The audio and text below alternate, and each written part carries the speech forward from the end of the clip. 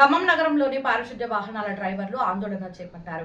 ఇంటింటికి తిరిగి వాహనాల్లో చెత్త నింపుతున్నాం కానీ డంపింగ్ యార్డులో సరైన ఖాళీ స్థలం లేక సేకరించిన చెత్తను డంపింగ్ చేయలేని పరిస్థితి నెలకొంది. అదేవిధంగా ఉదయం 6 గంటలకు డంపింగ్ యార్డుకు వెళ్లిన వాహనాలు మధ్యాహ్నం 2 గంటలకు కూడా డంపింగ్ చేయాల్సిన దుస్థితి. అదేవిధంగా ఒక వాహనం ఒక రోజుకి 2 ట్రిప్పులు వేయాల్సి ఉంటుంది. మరి డ్రైవర్లు 2 ట్రిప్పులు వేస్తే రాత్రి వరకు డంపింగ్ యార్డులోనే ఉండాల్సి వస్తుంది.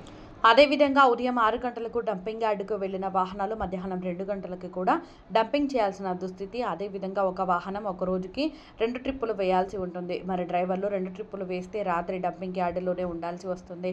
డ్రైవర్లు ట్రిప్పులు తక్కువ వేస్తే వారి జీవితంలో కోత పెడుతున్నారని వాపోతున్నారు. డ్రైవర్లు డంపింగ్ యార్డులో గంటల తరబడి వేచి ఉండాల్సిన పరిస్థితి ఏర్పడుతుంది. ఈ కారణంగా వారు అనారోగ్యానికి కారణం అవ్వడమే కాకుండా కుటుంబ పోషణ భారం అవుతుంది. నగరం అంతటా నుంచి సుమారు 230 టన్నుల చెత్తను తరలించాల్సి ఉంటుంది. ఈ సందర్భంలో 3-4 జేసీబీలు ఉన్నప్పటికీ ఒక యంత్రం మాత్రమే అరకొరగా పనిచేస్తుంది. మిగతా యంత్రాలు 6 నెలల నుంచి మరమ్మతులు చేయని కారణంగా నిలిచిపోయాయి. దీంతో డ్రైవర్లు గంటల తరబడి డంపింగ్ యార్డులోనే దుర్వాసన, ఈగల మధ్య పడిగాపులు గాయాల్సిన దుస్థితి నెలకొంది. ఈ తరహాలో వారికి కనీస వైద్య సదుపాయం, నిలువ నీడ లేక కనీసం త్రాగునీరు లేదని ఆవేదన వ్యక్తం చేస్తున్నారు. ఈ సమస్య గత 3 నెలలుగా ఉన్నప్పటికీ అధికారులు నిమ్మకు నీరెత్తినట్టు ఉండడం గమనార్హం.